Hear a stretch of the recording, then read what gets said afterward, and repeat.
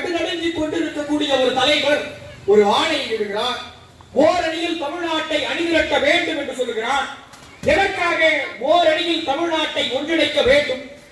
நம் கழக தலைவர் சொல்லுகிறார், மண்ணை காக்க, மண்ணை காக்க, இனத்தை காக்க, மானத்தை காக்க ஓரணியில் தமிழ்நாட்டை ஒன்றிணைக்க வேண்டும் என்று சொல்லுகிறார். இங்கே உங்களுக்குள் ஒரு கேள்வி வரும், மண்ணை காத்தல் என்றால் என்ன?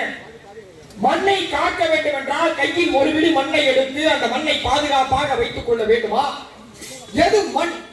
மண் என்பது அந்த மண்ணிலே வாழக்கூடிய மக்களையும் அந்த மக்களினுடைய புரட்சி தொகுப்பையும் குறிக்கும் என்று சொன்னவர் பேரறிஞர் அண்ணா.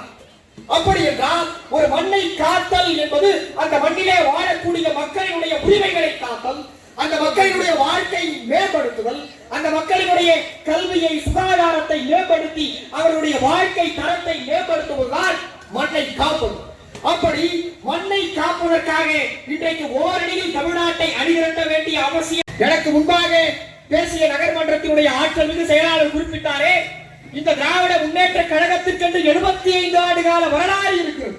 இந்த 75 ஆண்டு கால வரலாற்றிலே இந்த தமிழ்நாட்டிலே இருக்கக்கூடிய சாமானிய குடும்பங்களுக்கு இந்த கழகம் எதை செய்திருக்கிறது?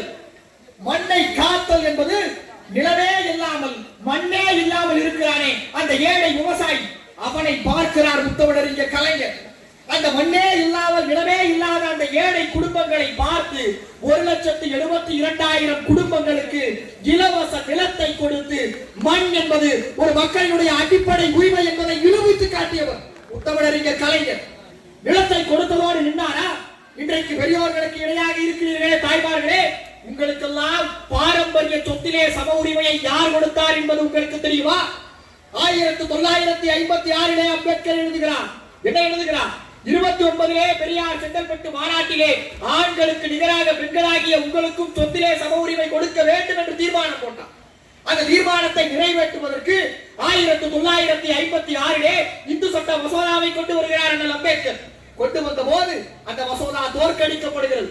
ஆணாதிக்க சக்திகள் எல்லோரும் சேர்ந்து பெண்களாகிய உங்களுக்கு பாரம்பரிய சொத்திலே உரிமை கிடையாது என்று சொன்னார்கள். அந்த மன விரக்தியிலே அந்த அம்பேத்கர் எழுதுகிறார், இந்தியாவிலே ஏதோ ஒரு மூலையிலே ஒரு தலைவன் பிறப்பான், அந்த தலைவன் வளர்ந்து வருவான், நான் தோற்கடிக்கப்பட்ட அந்த மசோதாவை அந்த தலைவன் நிறைவேற்றுவான் என்று சொன்னார். காலங்கள் உருண்டு ஓடுகிறது. 1956 அம்பேத்கரின் கனவு, 29 பெரியாரின் கனவு, ஒரு தலைவன் இந்தியாவின் ஏதோ ஒரு மூலையில் பிறப்பான் என்று சொன்னாரே அம்பேத்கர். இந்திய துணைக்கண்டத்திலே திருவாரூரிலே திருக்குவளையிலே முத்தமிழறிஞர் கலைஞர் என்று ஒரு தலைவன் பிறந்தான், ஆட்சியை பிடித்தான். 1989 ஆண்டு ஆண்களுக்கு நிகராக பெண்களுக்கும் பாரம்பரிய சொத்திலே சம உரிமை உண்டு என்று சட்டம் போட்டு காட்டியவர் முத்தமிழறிஞர் கலைஞர். இந்த வரலாற்று ஓர்வை நேற்று கட்சி தொடங்கிய இந்த நடிகர்களுக்கெல்லாம் இருக்கின்றதா? சரி, நிலத்தை கொடுத்து விட்டார், பெண்களுக்கு அதிலே சம உரிமையை கொடுத்து விட்டார். இந்த நிலத்தை வைத்து என்ன செய்வது? அந்த விவசாய பெருங்குடி மக்கள் அந்த விவசாயத்தை செய்வதற்கு இலவச மின்சாரத்தை கொடுத்தவர் கலைஞர். மின்சாரத்தை கொடுத்தார். நீருக்கு என்ன செய்வது? இலவச நீர் வசதியை அமைத்துக் கொடுத்தவர் முத்தமிழறிஞர் கலைஞர். எல்லாவற்றையும் செய்து விளைச்சல் வந்துவிட்டது, எங்கு சென்று விற்பனை செய்வது? கலைஞர் ஆட்சியில் இருந்த போது கிட்டத்தட்ட அந்த 5 ஆண்டுகளிலே 164 உழவர் சந்தைகளை உருவாக்கி ஒரு விவசாயி விளைவித்த அத்தனையும் விற்கக்கூடிய உரிமையை உழவர் சந்தையை திறப்பதன் வாயிலாக அந்த விவசாயியின் கரங்களில் கொடுத்தவர் கலைஞர். இந்த வரலாறு ஒரு குடும்பத்தை தன்னிறைவு பெற்ற குடும்பமாக மாற்றுதல் என்பது ஆணுக்கும் பெண்ணுக்கும் மண்ணை கொடுத்து மின்சாரத்தை கொடுத்து அதை விவசாயம் செய்ய வைத்து அதை விற்பதற்கான வாய்ப்பை கொடுத்து அவர்களுக்கு பிள்ளை பிறந்தால் அந்த பிள்ளைகள் படிப்பதற்கு அவர்களுக்கு சமூக நீதி என்று நாம் சொல்லுகிறோமே, அந்த சமூக நீதியை அடிப்படையாக கொண்டு இட ஒதுக்கீடை கொடுத்து இன்றைக்கு இஸ்லாமிய சகோதரர்கள் இங்கே நிரம்பி இருக்கிறீர்களே, உங்களுக்காக தனியாக இடஒதுக்கீடை கொண்டு வந்தவர் முத்தமிழறிஞர் கலைஞர். ஆக ஒரு சமூகத்திலே சிறுபான்மையினர், விளிம்பு நிலையில இருக்கக்கூடிய மக்கள், பட்டியல் இடத்தை சார்ந்தவர்கள், பிற்படுத்தப்பட்டவர்கள், மிகவும் பிற்படுத்தப்பட்டவர்கள் என்று ஒரு சமூகத்திலே இருக்கக்கூடிய எல்லா அடுக்குகளுக்கும் பார்த்து பார்த்து செய்த ஒரே தலைவன் முத்தமிழறிஞர் கலைஞர். எனவேதான் நாங்கள் அவரை போற்றி கொண்டாடி கொண்டிருக்கிறோம். அவருடைய வாரிசாக வந்து இன்றைக்கு தமிழ்நாட்டை மட்டுமல்ல தோழர்களே, மண்ணையும் மொழியையும் இனத்தையும் மானத்தையும் ஒட்டுமொத்த ஆதிக்க சக்திகளிடமிருந்து காக்கக்கூடிய தமிழ்நாட்டின் அரணாக தமிழ்நாட்டின் இருப்பவர் உங்களுடைய முதல்வர் முத்துவேல் கருணாநிதி ஸ்டாலின். எப்படி அவர் அதை நடத்தி காட்டுகிறார்? மொழியை காத்தல் என்றால் என்ன? அன்பார்ந்தவர்களே, இந்தியை இன்றைக்கு நம் மீது திணித்து நம் மொழியையும் பண்பாட்டையும் ஒடுக்கி நசுக்கி புடைக்க பார்க்கிறது அராஜக பாஜக. அந்த பாஜகவிடமிருந்து மொழியை எப்படி பாதுகாக்க முடியும்? இன்றைக்கு ஒன்றிய அரசு என்று சொல்லுகிறார்களே, அந்த ஒன்றிய அரசு செத்த மொழியாக இருக்கக்கூடிய சமஸ்கிருதத்துக்கு 2500 கோடி ரூபாயை ஒதுக்கி இருக்கிறது. வாழ்ந்து கொண்டிருக்கும் மொழி, உலகத்தினுடைய மூத்த மொழி, தொன்மையான மொழி நம்முடைய தமிழ் மொழிக்கு 113 கோடி ரூபாயை ஒதுக்கி இருக்கிறது. செத்த மொழியை காப்பாற்றுவதற்கு 2000 கோடி ஒதுக்கிய இந்த பாஜக அரசு உலகத்தின் மூத்த மொழி. இந்த மோடி எப்பொழுதெல்லாம் தமிழ்நாட்டிற்கு வருகிறாரோ அப்போதெல்லாம் வள்ளுவன் மட்டும் பார்த்திருந்தால் குமரி முனையில் இருந்து கடலில் குதித்திருப்பான். அப்படி திருக்குறளை பிழைமறையாய் சொல்லி செல்லும் இந்த மோடி தமிழுக்கு ஒதுக்கியது எவ்வளவு? 113 கோடி. செத்தபடியான சமஸ்கிருதத்துக்கு ஒதுக்கியது எவ்வளவு? 2000 கோடி. இந்த வேற்றுமைகளை நீங்கள் புரிந்து கொள்ள வேண்டும் தோழர்களே. மொழியை காத்தால் எதை காக்க முடியும்? மொழியின் வாயிலாக ஒரு இனத்தை காக்க முடியும். ஒரு இனத்தை காப்பதன் வாயிலாக ஒரு பண்பாட்டை பாதுகாக்க முடியும். இதைத்தான் நம்முடைய தலைவர் செய்கிறார். இன்றைக்கு மகாராஷ்டிராவிலே பால் தாக்கரேவினுடைய பிள்ளைகளான ராஜ் தாக்கரேவும் உத்தவ் தாக்கரேவும் இணைந்து மராட்டியத்திலே இந்தி மொழியை திணித்தால் அந்த இந்தியை அடித்து நொறுக்கி ஓட விடுவோம். எங்களுக்கு அதற்கான முன்னுதாரணம் யார் என்று கேட்டபோது தமிழ்நாட்டிலே முத்துவேல் கருணாநிதி ஸ்டாலின் என்று முதலமைச்சர் இருக்கிறார். அவர் எப்படி இந்தி திணிப்பை அடித்து நொறுக்கி ஓட விட்டாரோ அதே போல நாங்களும் அந்த இந்தி பேயை அடித்து துரத்துவோம் என்று தமிழ்நாட்டை சார்ந்தவர்கள் சொல்லவில்லை. மராட்டியத்திலே இருக்கக்கூடிய ராஜ் தாக்கரேவும் பால் தாக்கரேவும் ஒன்றாக சேர்ந்து இன்றைக்கு இந்தியை எதிர்க்கிறார்கள் என்றால் இதற்கான விதையை போட்டவர் மாண்புமிகு முதலமைச்சர் முத்துவேல் கருணாநிதி ஸ்டாலின் என்று இன்றைக்கு தமிழ்நாட்டை மட்டும் அவர் ஓரணியில் திரட்டவில்லை தோழர்களே. இந்தியை திணிக்கிறது ஒன்றிய அரசு. தொகுதி மறுவரையறை என்ற பெயரிலே நம்முடைய அதிகாரங்களை எல்லாம் பறிக்கிறது.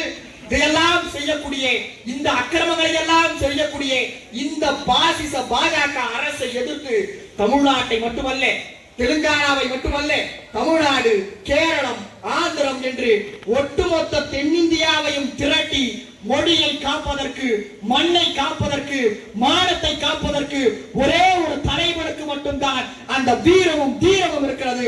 அப்படிப்பட்ட தலைவர் தான் நம்மை ஆட்சி செய்து கொண்டிருக்கக்கூடிய முத்துவேல் கருணாநிதி ஸ்டாலின் என்று வரலாறு அழுத்தம் திருத்தமாக பதிவு செய்திருக்கிறது.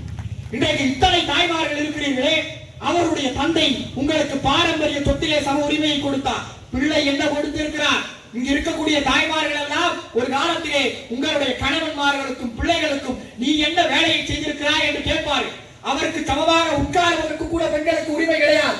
அப்படி இருந்த போது ஒரு தலைவன் பார்க்கிறான், என் தாயும் என் தங்கையும் என் அக்காவும் தன்னுடைய பிள்ளைகளுக்கும் கணவனுக்கும் சமைத்து போடுகிறார்களே அதுவும் உழைப்புத்தான், துவைத்து போடுகிறார்களே அதுவும் உழைப்புத்தான், வீட்டை பார்த்துக் கொள்கிறார்களே அதுவும் உழைப்புத்தான். ஒரு ஆண் செய்யக்கூடிய உழைப்புக்கு எந்த விதத்திலும் குறைவானது அல்ல ஒரு பெண்ணின் உழைப்பு என்று உங்கள் எல்லோருக்கும் மாதம் 1000 ரூபாயை கொடுத்து அதை உரிமை தொகையாக கொடுத்த ஒரே முதல்வர் முத்துவேல் கருணாநிதி ஸ்டாலின் என்று வரலாறு பதிவு செய்கிறது.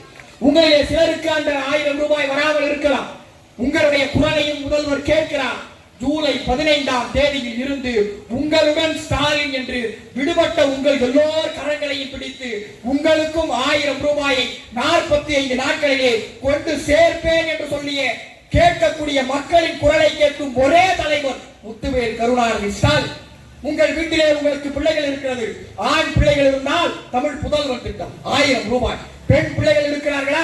அவர்களுக்கு மேற்படிப்பு படிப்பதற்கு 1000 ரூபாய். அவருடைய தந்தை அன்றைக்கு 8ஆம் வகுப்பு வரை படித்தால் 5000, 10ஆம் வகுப்பு படித்தால் 10,000, 12,000, 25,000 என்று உயர்த்தினார். இன்றைக்கு ஒரு பெண் பிள்ளைகளுக்கு உதவி தொகையாக அல்ல, அவர்கள் படிப்பை மேம்படுத்துவதற்காக 1000 ரூபாயை கொடுப்பதன் வாயிலாக பெண்களை கல்வி திறம் படைத்த மனிதர்களாக மாற்றுகிறார். அதன் வாயிலாக ஆணாதிக்கத்தை எதிர்ப்பதற்கு, பெண் உரிமையை உறக்க பேசுவதற்கு உங்களுக்கு அந்த பொருளாதார தன்னிறைவை உங்கள் பெண் பிள்ளைகளுக்கு கொடுத்த தலைவர் நம்முடைய முதலமைச்சர். இங்கே எத்தனையோ பேர் தமிழ்நாட்டை ஆட்சி செய்திருக்கிறார்கள். ஆனால் எதற்காக நாம் முத்துவேல் கருணாநிதி ஸ்டாலின் என்ற ஒரு தலைவரை தலைவர்களிலேயே சிறந்த தலைவர் என்று சொல்கிறோம்? என்னை கேட்டால் கலைஞர் சிறந்தவரா நம் தளபதி சிறந்தவரா என்று கேட்டால் தளபதி சிறந்தவர் என்று சொல்வேன். நீங்கள் கேட்கலாம், எப்படி தந்தையை விட பிள்ளை சிறந்தவராக இருக்க முடியும்? இங்கே தந்தைமார்கள் எல்லோரும் இருக்கிறீர்களே, நீங்கள் திருவிழாக்களுக்கு உங்களுடைய பிள்ளைகளை அழைத்து செல்வீர்கள். அப்படி அழைத்து செல்லும் போது உங்களுடைய பிள்ளைகளை உங்களுடைய தோள்களின் மீது அமர்த்திக் கொள்வீர்கள். நீங்கள் பார்க்காததை எல்லாம் உங்கள் தோள்களின் மீது அமர்ந்திருக்கக்கூடிய அந்த பிள்ளை பார்க்கும் அல்லவா? அதை போல கலைஞர் என்ற தந்தையின் தோள்களில் அமர்ந்து அவருடைய பிள்ளையாக முத்துவேல் கருணாநிதி ஸ்டாலின் என்ற நம் தலைவர் அவர் பார்க்காததையும் பார்க்கிறார். இன்றைக்கு அந்த நம்முடைய தளபதியின் தோள்களில் அமர்ந்து எங்களுடைய மாண்புமிகு முதலமைச்சர், இளைஞர் அணியுடைய ஆற்றல் மிகு செயலாளர் எங்கள் அண்ணன் உதயநிதி ஸ்டாலின் அவர்கள் நம் தளபதி பார்க்காததையும் பார்த்து வளமான தமிழ்நாட்டை, மண்ணை காப்பதற்கும் மொழியை காப்பதற்கும் இடத்தை மானத்தை காப்பதற்கும் அல்லும் பகலமாக உழைத்துக் கொண்டிருக்கிறார் என்றால் இவர்கள் தான் நமக்கான தலைவர். சென்னையிலே வெள்ளம் வருகிறது, வருடாவருடம் வெள்ளம் வருகிறது. வெள்ளம் வந்த போது இன்றைக்கு நடிகர்கள் என்று சொல்லிக் கொள்கிறார்களே, அந்த எந்த பயனையாவது நீங்கள் கண்ணால் பார்த்திருக்கிறீர்களா? ஆனால் உங்கள் துணை முதலமைச்சர் வெள்ளம் வருகிறது என்று சொல்லும் போது அந்த வெள்ள நீர் உங்கள் கால்களை தொடுவதற்கு முன்பாக துணை முதலமைச்சர் களத்தில் உங்களோடு நிற்கிறார் என்றால் அப்படிப்பட்ட துணை முதலமைச்சர் நமக்கு வாய்த்திருக்கிறார். இதையெல்லாம் இந்த நடிகர்களுக்கு நாம் எடுத்து சொல்ல வேண்டும்.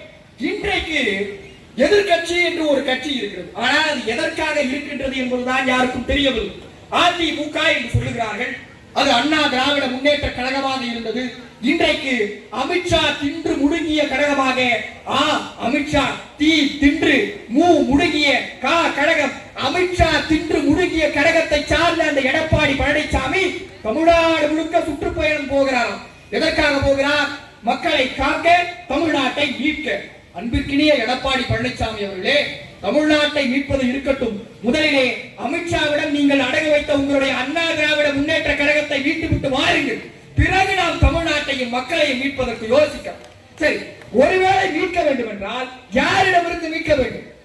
இன்றைக்கு தமிழர்களுடைய உணர்வை, தமிழர்களுடைய வாழ்வாதாரத்தை, தம்முடைய பிள்ளைகள் படிக்கக்கூடிய பிள்ளைகளுக்கு பள்ளி கல்வியை மேம்படுத்துவதற்கான அந்த தொகையை கூட ஒன்றிய அராஜக அரசு நிறுத்தி வைத்திருக்கிறது. ஆக நீங்கள் யாரிடமிருந்து மீட்க வேண்டுமோ அவன் கரங்களை இறுக பிடித்துக் கொண்டு நாங்கள் தமிழ்நாட்டை மீட்க போகிறோம் என்று சொல்வது யாரை ஏமாற்றுவதற்காக இதை நீங்கள் பேசிக் கொண்டிருக்கிறீர்கள்? எங்களுடைய தலைவர் இன்றைக்கு மக்களை காக்க, இந்த மொழியை காப்பதற்கு, இந்த மானத்தை காப்பதற்கு. மானம் என்றால் என்ன? வள்ளுவன் சொல்லுகிறார் தோழர்களே, இழி வரினும் வாழாது மானம் என்று ஒரு குறளிலே சொல்லுகிறார். அது என்ன இழி வரினும் வாழாது மானம்? வள்ளுவன் பார்க்கிறார், ஒரு மனிதனுக்கு அவனுடைய வாழ்க்கையை குறைப்பது போல, அவனுடைய சுயமரியாதையை கேள்விக்கு உள்ளாக்குவது போல ஒரு அவமானம் ஏற்பட்டால் அவன் வாழவே கூடாது, அதுதான் மானம் என்கிறார். ஆனால் நம்முடைய தளபதி பார்க்கிறார், அது தனி மனிதனுக்கு மட்டும் பொதுவானது அல்ல. தமிழ்நாட்டின் கடைக்கோடியிலே இருக்கக்கூடிய ஒரு தமிழரினுடைய சுயமரியாதை உறவுக்கு பங்கம் விளைவிக்கும் போது அதை எதிர்த்து நான் குரல் எழுப்புவேன் என்று ஒட்டுமொத்த தமிழ்நாட்டின் குரலாக ஒன்றிய அரசை எதிர்த்து ஒரு தனி மனிதராக, ஒரு சிங்கமாக நம்முடைய முதலமைச்சர் கர்ஜித்துக் கொண்டிருக்கிறார் என்றால் யாருக்காக இதையெல்லாம் செய்து கொண்டிருக்கிறார்? 72 வயதை கடந்து இன்றைக்கு இந்த மக்களுக்காக உழைத்து உழைத்து உழைத்து உங்களுக்காகவே உழைத்தார். நம்முடைய கழக தலைவர் அவர்கள் சொன்னாரே, ஸ்டாலின் என்றால் என்ன? உழைப்பு உழைப்பு உழைப்பு என்று உழைப்பை மட்டுமே மூலதனமாக வைத்து 75 ஆண்டு கால திராவிட முன்னேற்ற கழகத்துடைய வரலாற்றிலே இளைஞர் அணியில் அவர் ஆற்றிய பங்கு என்ன? மேயராக இருந்தவர் ஆற்றிய பங்கு என்ன? இப்படி படிப்படியாக முதலமைச்சர் பதவிக்கு வந்து அமர்ந்திருக்கிறார். ஆனால் நேற்று கட்சி தொடங்கிய இவர்கள் ஒரு சட்டமன்ற உறுப்பினர் ஆக மாட்டார்களா? படிப்படியாக ஒரு வார்டு மன்ற செயலாளர், நகர்மன்ற செயலாளர், அதெல்லாம் கிடையாது. நான் வந்தால் நேராக முதல்வராகத்தான் வருவேன். நீங்கள் எல்லோரும் காதல் என்று ஒரு படத்தை பார்த்திருக்கீங்க. அது ஒரு இருப்பார், தம்பி இந்த அமெரிக்கா மாப்பிள்ளைக்காரங்க, தம்பி இந்த பக்கத்து வீட்டுக்காரங்க, அதெல்லாம் இல்லைங்க, நடிச்சா ஹீரோ தான். ஆக இவர் வந்தால் முதல்வராகத்தான் வருவார். முதலிலே மக்கள் பணி என்றால் என்ன என்பதை இந்த பயல்கள் பிளைட்டிலே பறந்து கொண்டு படிக்க முடியாது. அண்ணா தான் சொல்லுவார், if you want to work for the people, go to the people, live with the people, learn from the people and develop the people என்று சொல்வார். மக்களிடம் செல், மக்களோடு ஒன்றாக சேர்ந்து வாழ், மக்களுக்கான குரல் எடுப்பு, மக்களுக்கான உழை, மக்களினுடைய வாழ்க்கையை மேம்படுத்து என்று சொன்னவர் அண்ணா. அதைத்தான் இன்றைக்கு நம்முடைய மாண்புமிகு முதலமைச்சர் அவர்கள் ஓரணியில் தமிழ்நாடு என்று கழகத்தின் உடன்பிறப்புகள் எல்லோரையும் என்ன செய்ய சொல்கிறார்? மக்களிடம் செல், ஒவ்வொரு வீடு வீடாக செல், கடந்த 5 நாட்களிலே 31 லட்சம் உடன்பிறப்புகளை ஓரடியில் தமிழ்நாடு திரட்டி இருக்கிறது என்று சொன்னால் அந்த மக்களுக்காகத்தான் உழைத்துக் கொண்டிருக்கக்கூடிய ஒரு முதல்வர் உங்களிடம் இருக்கிறார். எனவேதான் அவர் சொல்லுகிறார், வெல்வோம் 200, படைப்போம் வரலாறு என்று சொல்லுகிறார். 200ஐ வெல்வோம் என்று இருமாப்போடு சொல்லுகிறார் என்று சொல்கிறார் அந்த நடிகர். அந்த பயலுக்கு தெரியவில்லை நாங்கள் ஏன் 200ஐ வெல்வோம் என்று சொல்லுகிறோம் என்றால், இந்த மக்களுடைய வாழ்க்கையை மேம்படுத்துவதற்காக 4 ஆண்டுகளிலே கிட்டத்தட்ட 1-2 ஆண்டு கொரோனாவிலேயே போய்விட்டது.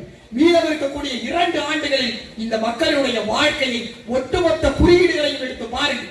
தொழில் துறையிலே தமிழ்நாடு முதலிடம், சமூக நலத்திட்டங்களின் வாயிலாக மருத்துவ துறையிலே தமிழ்நாடு முதலிடம், இப்படி எல்லா துறைகளிலும் மனிதவள மேம்பாட்டு குறியீட்டிலே தமிழ்நாடு முதலிடம், இப்படி எல்லா இடங்களிலும் எல்லா துறைகளிலும் தமிழ்நாடு சிறந்த மாநிலமாக திகழ்வதற்கு ஒரு தலைவர் கண்ணை உறங்காமல் இமையை கூட மூடாமல் இந்த மக்களுக்காகவும் இந்த மண்ணுக்காகவும் இந்த மக்களுடைய மானத்தை காப்பதற்காகவும் உழைத்து உருவாகி இருக்கிறார். அந்த உழைப்பை மூலதனமாக வைத்துத்தான் அவர் சொன்னார், வெல்வோம் 200, படைப்போம் வரலாறு என்று. அன்பார்ந்த தோழர்களே, 200ஐ நாம் வெல்வோம். மீதம் இருப்பதை எவனுக்கு திறமை இருக்கிறதோ அவன் வெற்றி பெற்றுக் கொள்ளட்டும். அந்த 200ஐ வென்று ஓரடியில் தமிழ்நாட்டை திரட்டி தமிழ்நாடு போராடும், தமிழ்நாடு வெல்லும் என்பதை நிரூபித்து காட்டுவோம். நல்ல ஒரு வாய்ப்புக்கு நன்றி பாராட்டி விடைபெறுகிறேன். நன்றி, வணக்கம். தமிழ்நாடு முழுக்க எங்கள் இளம் தலைவரினுடைய ஆணைக்கு இணங்க நம்முடைய முத்தமிழறிஞர் கலைஞர் அவர்களுடைய பிறந்த நாளை முன்னிட்டு எல்லா இடங்களிலும் பெருமுனை கூட்டத்தை ஸ்டாலின் அவர்கள் ஒரு ஆணையை இட்டார். அந்த ஆணையை இன்றைக்கு காஞ்சிபுரம் வடக்கு மாவட்டத்திலே 32 கூட்டங்களை ஒருங்கிணைத்து எங்களை போன்ற இளைஞர்களுக்கெல்லாம் தொடர்ந்து அண்ணன் கோல்டு டி பிரகாஷ் அவர்களே, இந்த நிகழ்விலே கலந்து கொண்டிருக்கக்கூடிய கழகத்தினுடைய தோழர்களே, நன்றியுரை வழங்கவிருக்கக்கூடிய உங்கள் கணவன்மார்களுக்கும் பிள்ளைகளுக்கும் சமைத்து கொடுக்கலாம். சரியாக 20 நிமிடம் மட்டும் உங்களுடைய காதுகளை என்னிடம் பாருங்கள். அன்பார்ந்தவர்களே, இன்றைக்கு ஓரடியில் தமிழ்நாட்டை நாம் திரட்ட வேண்டிய அவசியம் என்ன?